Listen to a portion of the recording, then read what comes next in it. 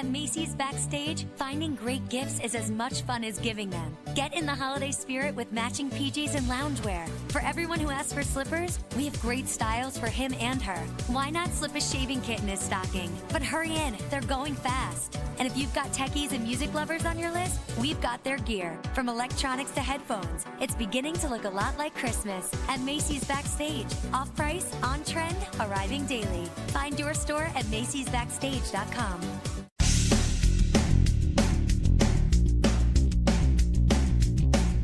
Episode 1315 of No BS Job Search Advice Radio. I'm Jeff Altman, the Big Game Hunter, and welcome to another, I'll call it a best of show that I'm doing for my show Job Search Radio. And as I mentioned earlier this week, when I originally launched Job Search Radio, which is the number 2 show in job search and Apple Podcasts behind this one, I did it as a 30-minute interview show where I would talk with experts about job search. And on this one, I spoke with a woman who was doing recruiting for a company in California about what they looked for when they were looking at resumes, interviewing people, negotiating, and the like. And it's definitely worth a listen. Hope you find it helpful. Hope you give it a great review. And if you like this, I want to encourage you. I've got this site, jobsearchcoachinghq.com, where I have curated information that you can watch, listen to, or read that'll help you find work more quickly. Plus, I discount my coaching services if you become a member. So again, jobsearchcoachinghq.com. Come join. There's a lot of great stuff there. And with that, let's get going. I like to start each show with what I call a job search insider tip that's designed to give you some actionable information that you can work with between shows. And today's tip is about using job boards, which is a subject I haven't addressed yet. I'll get to eventually, but I try and spend most of my time talking about networking. But for those of you who want to use job boards, here's one of the best pieces of advice I can give you. Now, if you understand how job boards work, when you upload a resume to a job board for someone else to search and find, you're at the topmost position for whatever the keywords are that someone's searching for. But as time progresses, as other people upload resumes, what starts to happen is you drop down further and further and further. And thus, what starts to happen is you wind up on page 2, or page 3, or page 33 of someone's searches. I can assure you by the time you get to page 2, no one's going to find you because we all are very busy. We get interrupted. It takes time. So here's the tip about how to wind up positioning yourself on page 1 and regularly at the top of page 1 on a job board. On most boards, what you're able to do is log back on and make an edit to your resume. And in making it as edits, I want you to go to the end of the resume, skip a few lines, and put a period in.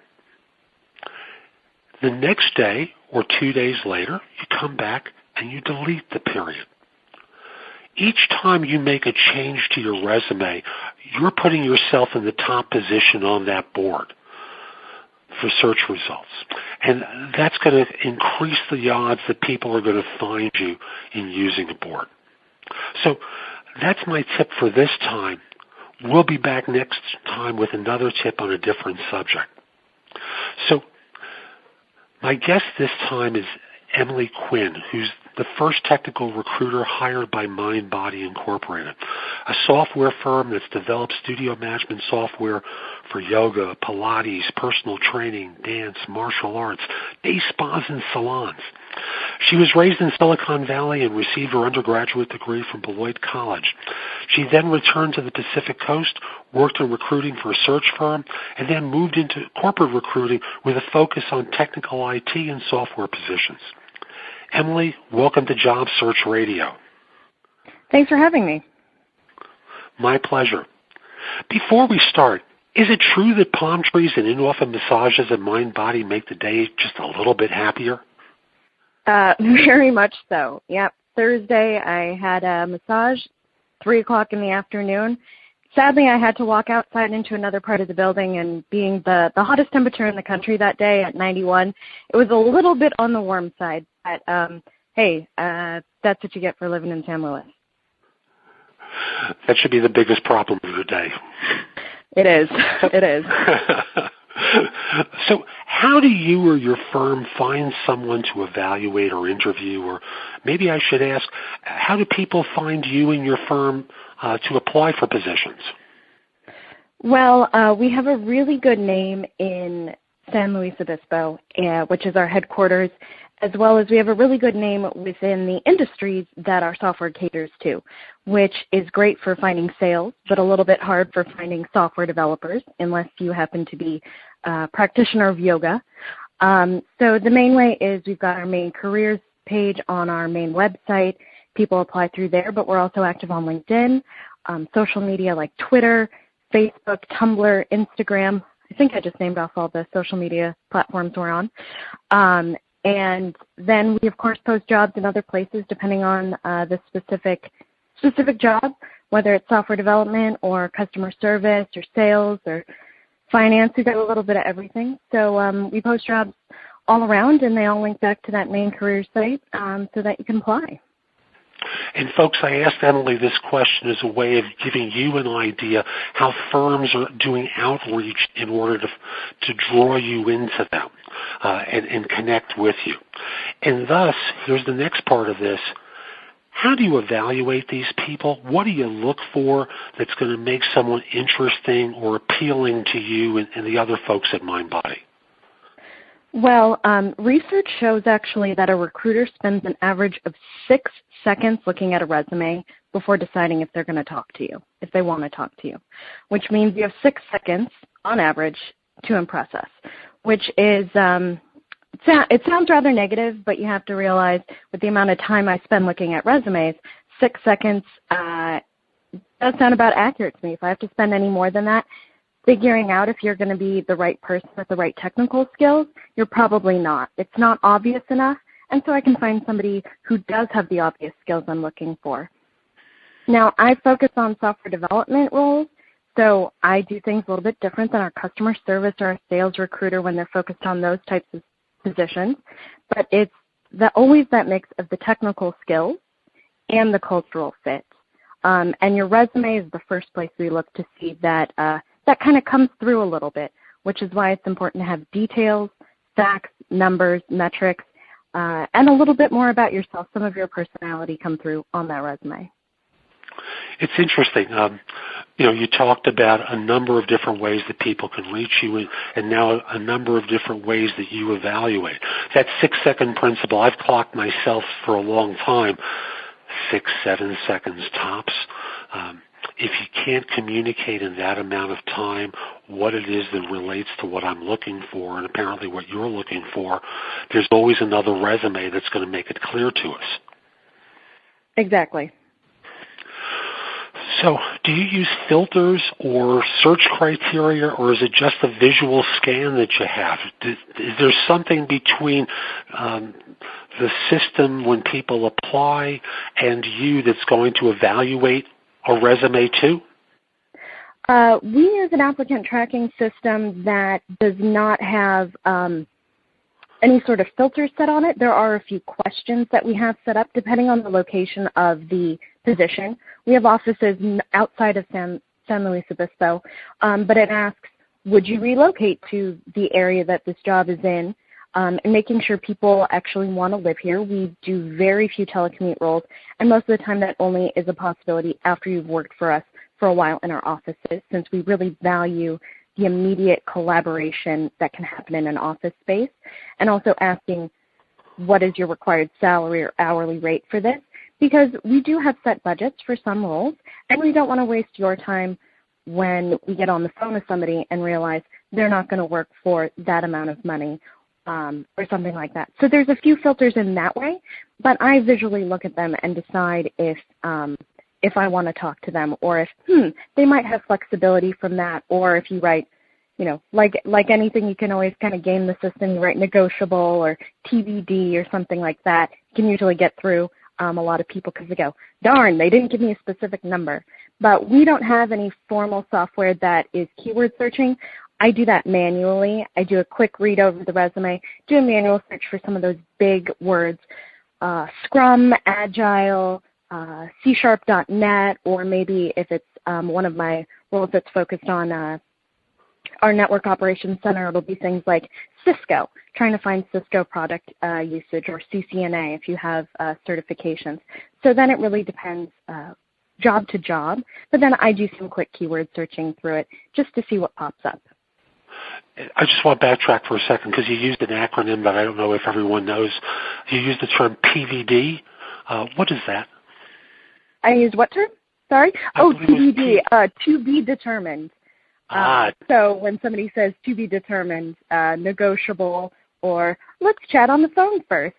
Some people will game the system that way when asked salary questions on applications, which in some ways can get you through the door a little bit farther because you're not giving up anything yet.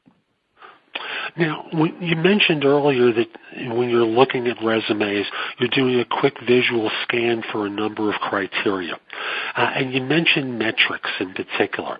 I know an earlier guest I had on the show, Hal Klegman, is someone that you know. And Hal spoke about the importance of metrics when evaluating people. How do you use metrics as part of your assessment process? What sort of things do you tend to look for? Well, what's so important is allowing the recruiter, by reading your resume and your cover letter, if you decide to write one, to understand what you've already done and how you've already done it. And you have to give fact, you have to give data, numbers, metrics, hard evidence to support your assertions of best salesperson on my team 6 months running. Well, what does that mean? How many sales? What did that look like for you? Even if I don't know the total context of the metric, at least I have an idea that you can speak to specifics on it. So putting it on your resume is really great because not only can I then go to my hiring manager and say, hey, look at what they've already done. We need somebody to be able to do this here as well, and you've already proven your ability to do something we need. But also and I forgot where I was going with the second part of that. The coffee clearly hasn't kicked in yet. I'm sorry. But I mean, it's really important to be able to go to my hiring manager and say, look at what they've already done, and that then you can speak to it more in the interview. We can dig in deeper. Now, on the other side, there are some standard metrics that are really useful. I do recruiting for our IT department. And so what I've asked for a number of different roles is what's the availability of your system? I want to know, is it 4 nines, 5 nines? And that means is it 99.99% uptime during the year? What's that unplanned downtime look like? Because some systems, they don't mind if it's down 3% of the time. It's not a big system. Maybe they don't have clients all over the world. They're not doing 24/7 tech support, but we have a big system that does. We have clients in 87 countries. If our system goes down unexpectedly, someone will notice and they will call tech support, and tech support will call IT and say, hey, what's going on with that? And so we have to have really high availability. So that's another number that's a bit more standardized that I may look for and is really, really useful in my judgment of, has this person done a job that I now need them to do? And that's, folks, it brings me to the point of when organizations are asking you for certain types of information in their advertising and social media, on their website, they're doing it for a reason. They want to get a sense of size and scope of what you've been involved with to compare with their particular needs. Now, yes, you may get a phone call from someone who's going to probe further. As Emily mentioned, there are ways to game the system. But to what end? After all that's going to happen is within 3 minutes, people are going to find out that you don't have the relevant experience. And they're going to be polite, and they will get you off the phone, and you're never going to talk with them again. Certainly you're not going to meet with them. So if they're asking you for certain types of information in their advertising, give it to them. If it fits, great. If it doesn't, it saves your time. It saves their time. Thank you for that little commercial there. And Emily, I must, in all candor, say there's lots of different jobs that you're trying to fill, and obviously you're bringing in people ultimately to meet with them, not just through a phone screen. When you're transitioning from the phone to the in-person, are there different sorts of things that you're looking for in an individual when you interview them? Well, a lot of what I do is that mix of a basic level technical screening. I'm the first person to say I am terrible at coding, but I have a really high BS meter. I can tell when you're lying to me. But so I want to get to know, have you worked with our technologies before? Can you talk in detail about a situation that was stressful? How did you handle it? How do you work with people? But then I also really, really work towards figuring out if someone is what we call at MindBody a core values fit. We have 7 core values that are listed on our website, and those are something that we use at MindBody not only to decide what business to go into, what new verticals to go after, what partners to work with, but also we use it on a day-to-day basis in our languaging. Is someone being humble and helpful? Are you continuously evolving? We really want to know that, and we really want to focus on that. And so our quarterly bonus structure is also based on the core values. Every quarter, we sit down with our manager. You write out goals that you're going to work on through that quarter that align with those core values. How are you committed to wellness? How are you embodying the 4 C's of leadership? And if you achieve them, you get the quarterly bonus cash payout based on company profits. But it means that for us, our bonus structure is not guaranteed. You have to work on it. You have to want to work on it. It's going to vary a little bit, but that it truly embodies the word bonus. And so I spend a lot of time in my conversations, my first round, those kind of follow-up calls. How did the interview go? Are you still interested in us? All of that kind of, those kind of communications. And then our hiring managers spend a lot of that time in person and even through more technical interviews, figuring out, is this person a core value fit with MindBody? We hire full-time. Very rarely do we hire contractors. And so we want people who are going to be with us for the long term and want to be with us for the long term. Does your website communicate the core values to people? Is that how people find out about them in advance? That is one of the ways you can read about them before you get on the phone with us. Sometimes people don't encounter them. They don't look on that specific page of the website, and that's okay. We know not everybody's going to do that, but I really encourage people to look for that for any company you're looking at. Maybe you don't see them before you apply, but before you get on the phone to interview or to do a basic screening, try and find that mission statement, those values that a company lives by, and figure out, is this a place that I want to be? Is this a place that feels like it's going to be comfortable for me? And read up on that. Spend those 5 minutes on the website before the phone interview, because it can mean the difference between, thanks so much for chatting with me. I know it's only been a 5-minute conversation, but I'm going to end it right now because you don't know what we do. And thanks so much. I want to work to get you a phone interview with our hiring manager. It really can be that different.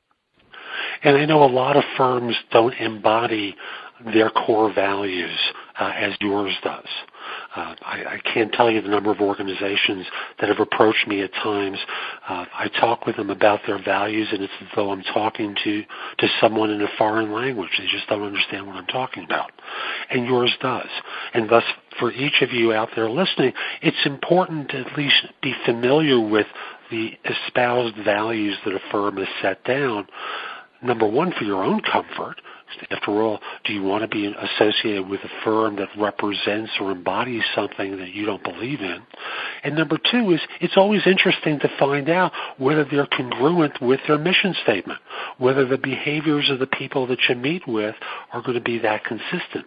It may not be the most important thing that helps you make a decision, but it may be a factor in something that you should consider as well.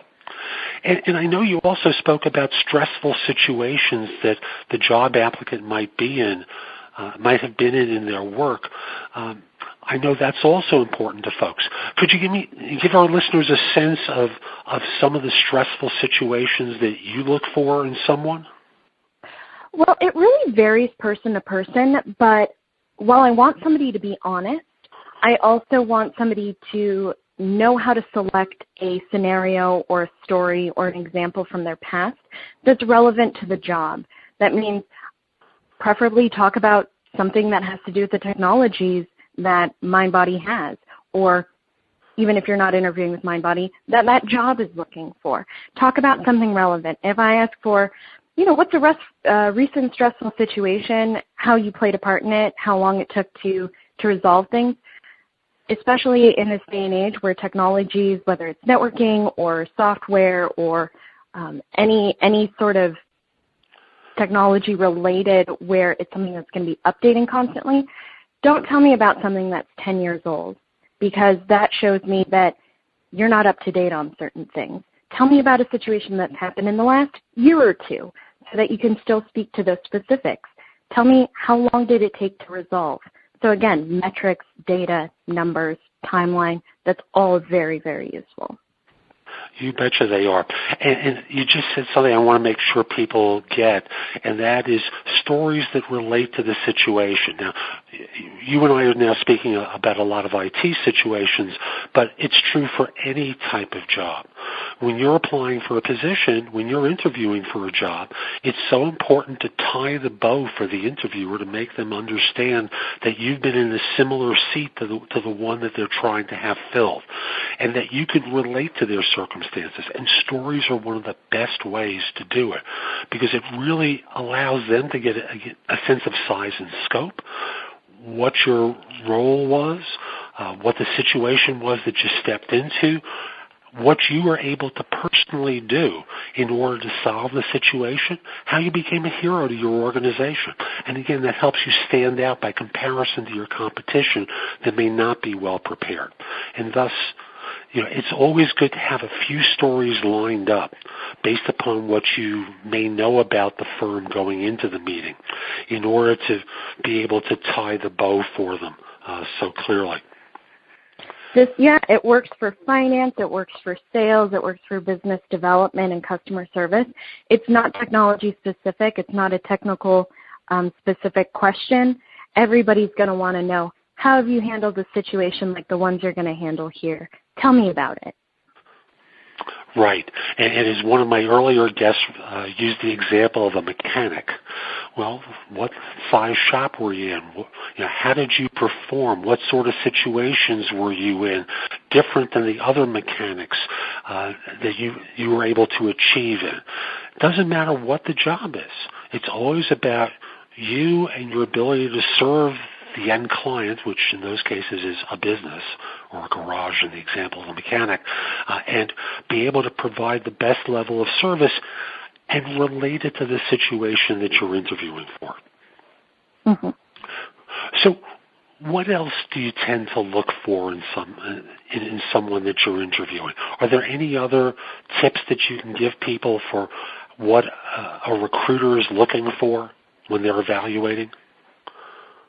It differs a little bit between working with a recruiter from an outside staffing firm and someone who works internally at an organization. One of the reasons I made the switch from staffing to corporate recruitment is so that I could spend more time with my hiring managers, those directors, sometimes just senior managers, even C-level executives who are doing hiring. I could spend more time with them and their teams and figure out the personality fit. That's a lot of my job is, would somebody want to pop their head off at the end of the day because they're annoyed with this person? That's literally sometimes what I have to think. And I go, no, this is going to be somebody that I don't think fits well within this specific team. Is this somebody that my team, because I feel very much like I have ownership over these teams as I get to know them. Is this someone that my team could work with for 40 plus hours a week and then still want to go see a movie with on Saturday afternoon? And that's so much of the other part of it, that cultural fit. So when people say, thanks so much for interviewing, it feels like you're not quite a cultural fit, it's usually about personality on the team.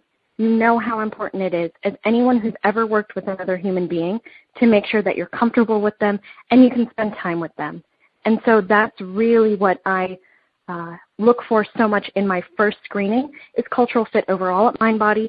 Do you fit our core values, and do you fit this team? You might not be the right fit for one team I'm looking for that job, but you could be a great fit somewhere else in our organization with another hiring manager, with another director in another department.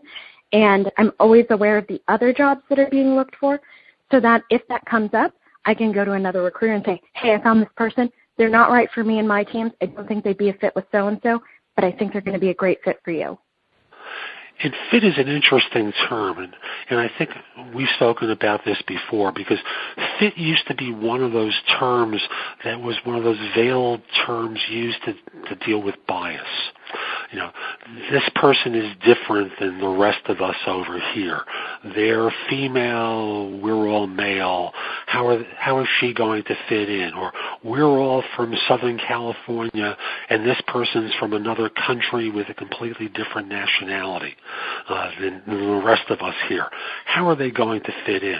Thank goodness things have changed over the years, where that's less of an issue for organizations. Because they have become much more not homogeneous, diverse in their orientation, at least in the United States. I can't speak to it in other countries, folks. So what last little bits of advice could you offer people for how to conduct themselves with a corporate recruiter? What sort of suggestions can you give them that would bring everything together for them? Well, one of the top things is that I am the first person that my hiring manager is going to talk to in regards to their applicant pool. I'm the person they come to and they say, who's applied? They may have access to our applicant tracking system. They may have been on the emails when your application comes in, but they're going to rely on me and my knowledge of their team and of the company and of the technology stack to judge the right person for their team. They're going to trust me. And so you have to trust me as well, that everything is for our best interest and yours. I don't want an employee to be unhappy. Why would I want one of my team members to be unhappy where they work? You're going to be my coworker too. I want to find the best fit for everyone involved. So please trust me on that. And I think with corporate recruitment, you have to realize we are the person they trust. There's no step between me. I work with C-level executives on a daily basis to figure out their teams. I am that connection into the company. So you have to trust me so that I can trust you.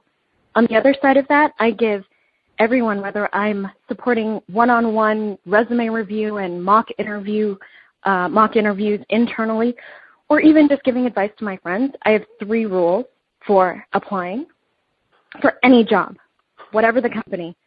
And some of this is actually based off of a piece of advice that Hal Kleigman gave me years ago when I was fresh out of college and looking for a job myself.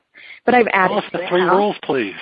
I have 3 rules. And so, Hal, I apologize for adding to your rules, but I did. So the first thing is be honest, or you won't be happy. Be honest with yourself and what you want and what you need, or you're not going to be happy where you are. The second rule, follow the directions. If we say apply through our careers page, apply through our careers page. Follow the directions. You are already being looked at the second I see your name pop up in my email box, my LinkedIn box, whatever way you're trying to connect with me. Follow the directions. And 3, apply about the job and forget about it. It's a lot easier if you let go of that application after you hit send. Don't worry about it. Don't lose sleep over it. It's my dream job. It's my dream company. If it's your dream job and it's your dream company and it's meant to be, you'll get the job. If not, that's not the place you're meant to be. Hit send, forget about it, and let it go. It's so much easier to get on with your day that way. That last one is so hard for so many people. They do. That's the one Hal gave me. Yeah, that's Hal's advice. Apply and forget it. And it's very true. And it's true for third-party recruiters as well. We evaluate and assess people all day long. We believe they're a great fit. We try and present it to a client like you, and you know better than we do about what you're looking for. And sometimes people in my profession get confused about that and get too invested in getting the interview for someone. we have to also remember, send it and forget it too. Mm-hmm. Mm-hmm. So Emily, how could someone find out about available positions at MindBody? So there's multiple ways. Everything will link back to our careers page, which is mindbodyonline.com/careers, or you can just go to the mindbodyonline.com website, learn more about us, and you can find a link to the careers page. Everything is always listed there, anything we're currently looking for. We're also on Twitter, mindbody_jobs. We're on Facebook, we're on Tumblr, and we're on Instagram as well. And you should be able to find links to those through our Twitter page. The other three are relatively new, so they're a bit harder to find. But those are ways that you can interact directly with us, replying, hashtagging us, retweeting us. We're on the other end. We will respond to the best of our ability as fast as we can. We do want to interact with people in that way. We also post jobs on LinkedIn. We have a whole LinkedIn page for MindBody. We have articles about us, about our locations, and we're hiring here in San Luis Obispo, California, East Hampton, New York, Bedfordshire in the UK, London, and in Sydney, Australia. Fabulous. I want to offer a quick summary of some of the points that have been made on this show. Please correct me if I have any of them wrong, okay? Mm-hmm. So number one is make sure a resume demonstrates a fit and to use metrics in your resume where possible to demonstrate that fit. Be prepared with stories to talk about stressful situations that you've been in. Stories go a long way toward demonstrating a fit, both on a resume. It's not done quite in story form there, but certainly in an interview. Look at the firm's core values and make sure that somewhere along the line in your interviewing, you're able to demonstrate it. Remember, recruiters are looking for a fit. And that's just not simply a skill fit, but that's a human fit as well. Last point I wanted to emphasize, and I'm going to tack on one on top of that, trust the recruiter for that firm. They know better than you what's going to work for that organization. Your job is to demonstrate your fit and thus make it obvious to them. And from there, trust them that they want to do the job as well as possible. The part that I want to tack on is, unfortunately, so many job hunters are not particularly respectful or courteous to the corporate recruiter and try and circumvent them wherever possible. And frankly, I've found so many exceptionally talented HR professionals who are viewed highly by their organizations.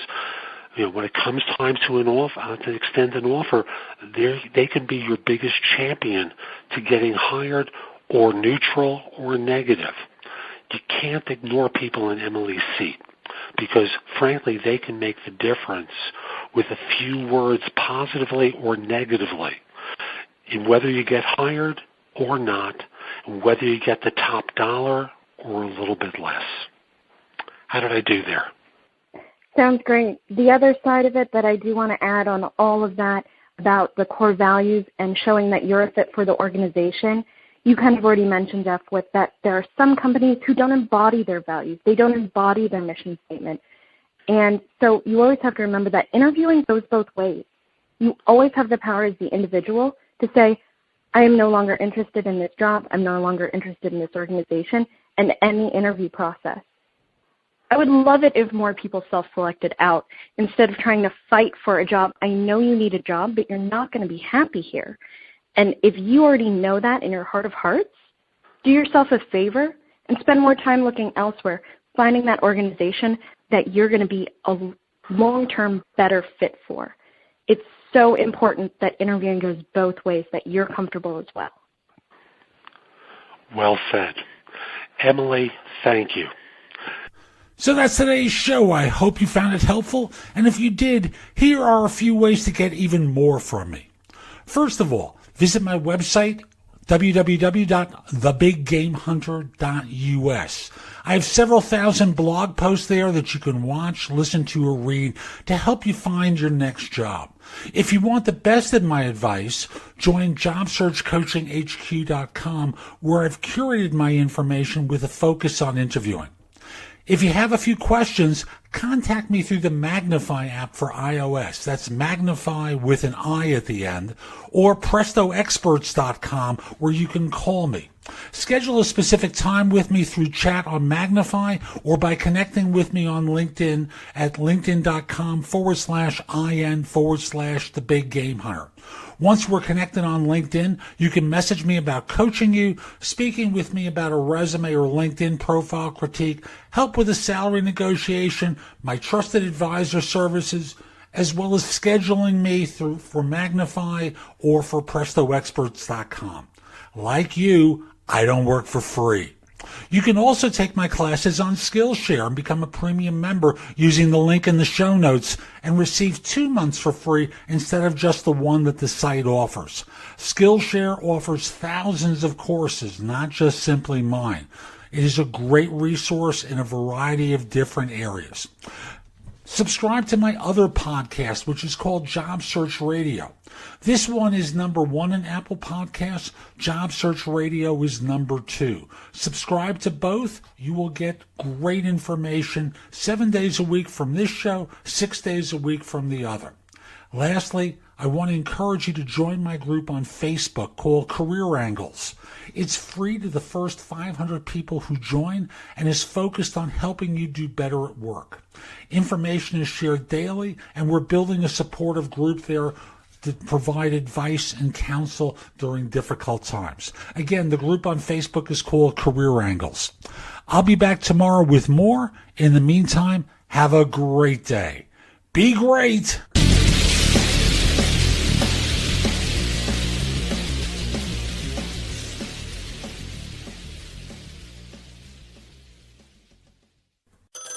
North Pole Hotline, Mrs. Claus here. Help! Sherpas are on everyone's list this year. Santa, get to Old Navy. Old Navy? Yup, the entire store's on sale with up to 60% off, Sherpa popovers from $15, and gifts from $3. $3? Plus, tomorrow only, you don't even need your sleigh. When you buy online and pick up in store, you'll get a free round-trip lift voucher to Old Navy to get your gifts. I'm ho-ho hurrying to Old Navy for up to 60% off. Valid 12/13 to 12/19. Exclusions apply. Lift voucher valid 12/15 only. Terms at lyft.com/Old Navy. Hey, you. Yeah, you. Holiday Inn Express wants to let you in on a little secret. There's still time to get at least 20% off at holidayinexpress.com during our annual sale. We'll even throw in free breakfast. Just kidding. Breakfast is always included in your stay at Holiday Inn Express. Book now and save at holidayinexpress.com. Terms apply.